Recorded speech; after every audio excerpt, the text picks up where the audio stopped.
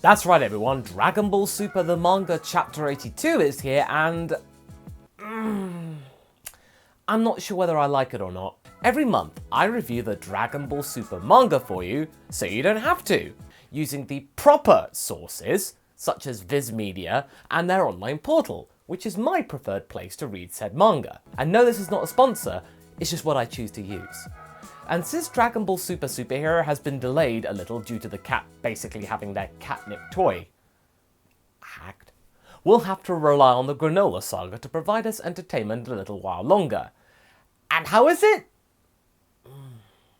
Needless to say, I think they've squandered many opportunities here. Chapter 82, Bardock vs. Gas. And yet it's not a very big portion of the chapter. And also, to me, this is very desperate. I'll explain more in the review proper in my analysis, so do be sure to stick to the end of this video. I'll be going off on this. Where we last left off though, Goku was basically being relatively passive when it came to participating in practically everything related to Granola's plight. Even when the Cerulean was basically being chucked around like a rag doll, and then he eventually lost his sight, which I have to admit was done pretty gruesomely, even for the Super Manga standards. And despite this though, Gas was having none of Goku's reluctance, and instead wanted to drag the Saiyan into the battle to try and rekindle an old flame that he had received from Bardock all those years ago, but we weren't quite sure how. Yet Goku wasn't giving him that, which to me was incredibly fascinating. To see our main character, who is best known for loving fighting, not wanting to fight. What's going on here? Well, we shall find out right now, as we resume. We start things off on one of Goku's transmission jumps to a Galactic Patrol outpost, and it's mainly to illustrate the random places that Goku is sending his enemy to. Not really boding well for what we wanted. But one thing to note here is that the chapter title isn't here at the start, which is a surprise. I've not seen that before.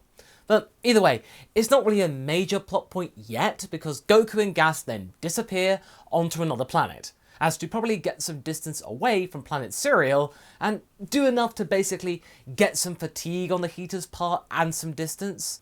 And then of course, some concrete will help. How Goku knew exactly when the cement will land is beyond me, but hey, it's a chance for a Monarcha cameo at least. And it is kind of amusing to see that happen to Gas, because there's really not much to Gas's personality, so you gotta give him something. But then again, I can see why it might not be taken well, since this is a major enemy and all, and he's getting the Marvel treatment of subversion and being a butt of a joke, but hey, I can think of less funny things to happen to him, so I'll give it a pass. But Gas isn't giving Goku a chance to rest, nor even the chance to clean himself up, so he'll just transmit into the Galactic King's bathtub. I guess that's also methy clothes. Again, a bit weird, but otherwise a mildly amusing follow-up to the cement part, but nothing particularly concrete to get stuck into. Meanwhile, back on planet Cereal, you would think that Vegeta would be using this time to the full to get his justice against the Heaters, but no. He's just standing there and realizing what Goku just did, even though he probably figured it out much sooner, most logically, based on energy. And the Heaters, what do they do about this? Well, they're just standing there too. All the while Monito's being rather sluggish to heal Granola. Do you get it? Because Namekians are slugs? Moving on. The pair of fighters end up in Galactic Prison, and Goku is conveying to Gas that he's the better of the two in instant transmission at least. Typical Goku. He's got to find something in which to be better at than someone. But then when Gas ignores the advances of the former minions of Moro, we'll admit that it was cool to see them again, he gets a good ribbing at the fact that a long time ago, he wet himself. Even more yucks! And of course, yuck. But hey, it's Toriyama-based content, so what do you expect? Also, Goku knows all too well that what Gas said does mean he wet himself. Mind you, it's Goku, he probably wet himself back in the day. He'd know. But then we move on again to the point that Goku always gets to with new villains. How is he going to try and reason with them? Try and turn them to his side? Well, it's all to do with the allegiance to Elec, you see. He's trying to go for that angle. He's going to try and get him to realise that Elec isn't always what he's cracked up to be. But Gas rebuffs this and gets even angrier by saying, oh, he doesn't care about himself and instead does what he does for the organisation. I told you! He's got no personality. He's basically a meat machine who's grateful for giving Gas this power, for some reason. or allowing him to realize his potential by releasing his restraint and turning him into a meat shield. But totally not aware that he's being used, but oh well. Also, Raditz cameo, sorta, because Goku remembers Raditz in a way. And I'm glad he said Raditz almost killed him, because otherwise it would have been a plot hole, because remember, it was Piccolo that did the deed in actuality, not Raditz. But this ominous dialogue, this big hint that, oh, Elec's going to turn on Gas, that's lost on Gas. What a surprise. We then get a few more leaps through space before we then end up with Whis, finally. And Goku proclaims that Whis is his master, Gas not impressed, before just bouncing and leaving Gas right there, hoping that Whis will take care of him for at least a moment before the Saiyan leaps back to planet Cereal in an instant. Yep, just leaving Gas to it and hoping that Whis can do something, but remember Goku, Whis can't really do anything because, poof, the cosmos will say no. But yeah, Whis isn't going to do anything because Whis just points him in the proper direction to go back to planet Cereal. Wow, Whis. I know you can't fight him, but why help him? The oddness continues with Oatmeal now having a robot body. How? I know Goku says that, oh, he guessed that Oatmeal can turn himself into a robot, but that has not once come up in conversation before. And also, when Oatmeal got abandoned by Granola a few chapters ago, why didn't he just turn into a robot then? Sorry, that's just bull there. Oatmeal flies them back in his not land speeder to Monito's house, whilst the Heaters just let them go, citing that they're not a threat anymore. Dear Alec, I thought you were smart. But these last few chapters, he's quite frankly shown me the opposite. Now, according to Whis, they've just got about 20 minutes to do anything about the Heaters before Gas gets back to Cereal. And of course, getting no help from Whis other than him simply saying to Goku, oh, get good. We then get back to Monito's house in the mountains. And Goku then gets Bardock Scouter. Okay, I've got no issue with that. Monito kept it. That's fair, that makes sense. I like this idea. But why right now? When we've only got 20 minutes left to save the world and the universe. Surely this could have happened sooner, right? Monito claims it's to try and gather intel on Bardock and Gas's fight, to try and discover why Gas lost to Goku's dad. But it's broken. But then it's not, because Oatmeal just fixes it right there and then. Seriously, why now? This is all getting too rushed and convenient, if you ask me. So, via Oatmeal's speakers, Goku is transported back in time thanks to the words of the Bee Gees, and finally sees his parents in clarity for the first time. Now, I love this idea in isolation, but again, this could have been done sooner, around about chapter 77. Nice plot point, wrong moment. We then get the chapter title proper, and the fight between Bardock and Gas is now apparent. And we realise that Gas isn't angry or wanting to see Bardock as an enemy solely. He's kind of intrigued, actually, and admiring of the Saiyan. Something that he didn't expect. Either way, Bardock fights him off for a little bit before then telling Monito to get far away from here, where Gas finds them both, without, of course, his head restraint mind, and says he's going to end things right now, despite his curiosity because he doesn't want to let his brother down. That's where the chapter ends. Brace yourself, folks, because all in all, I am very much in two minds about this chapter, and leaning towards one that you might expect. I'll say it right off the bat that I am extremely disappointed with the way that Goku's instant transmission gambit fared. There were plenty of opportunities to bring in some genuinely interesting locales and support, like with Broly or even Jiren, who could really turn the tide in the battle and find a way to subdue Gas, but it never happened. That was an easy A. But instead, we got a little callback to the Mora saga when the duo wound up in the galactic prison. Granted, it was cool to see that the previous saga was being acknowledged instead of just dropping it when it was done and everyone forgets that it happened, but I was still a little sore about missing out on a genuinely surprising way to turn up the heat in the saga's presentation that's not been repeated. There were elements in this first half of the story which I found to be quite brilliant or really compelling. Sure enough, I sensed that Goku would try to talk to Gas throughout the whole jumping around the galaxy thing, trying to go, oh, you're not that evil, you know. And indeed he did just that, but with a more roundabout methodology. Thanks to the ribbing from Sagamba's old goons, we found out more about Gas and his insecurities, and of course, this being a Toriyama product, there was a little bit of a gag thrown in for good measure. Yes, it is mildly amusing, and yes, I'm a mature 35-year-old man, thank you very much. It has a point though. It goes to show that Gas does have some vulnerabilities amongst his character, and he isn't that cold and a stoic person that we've seen him to be for a long time. And he hates that.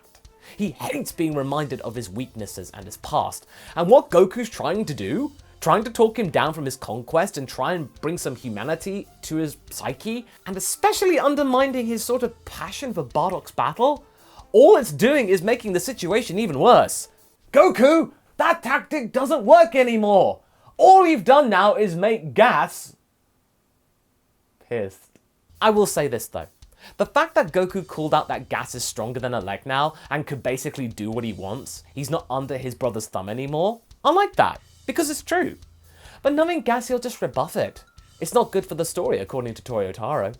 And another thing I did like is the call out to Raditz in some shape or form when we talk about brothers. And at least Goku remembers the encounter.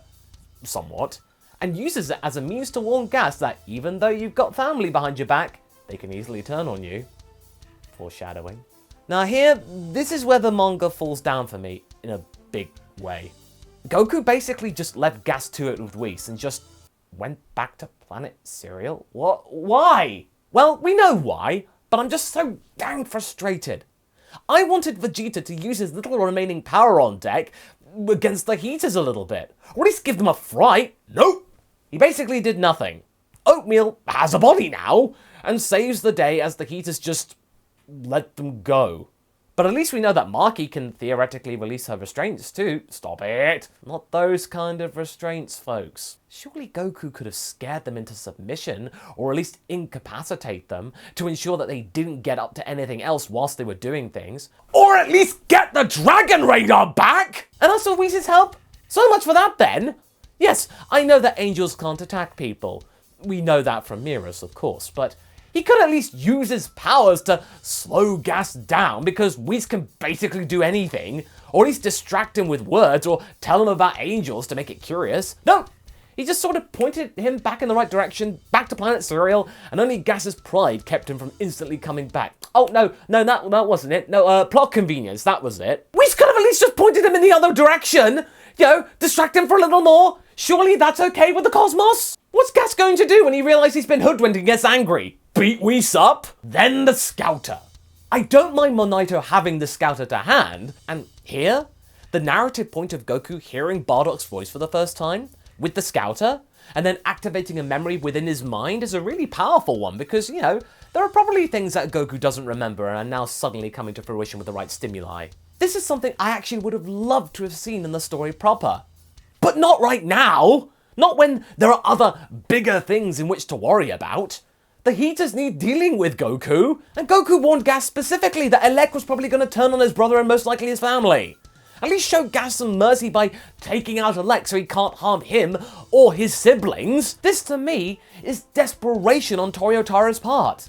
Nobody's really engaging with the manga now, supposedly, so what do?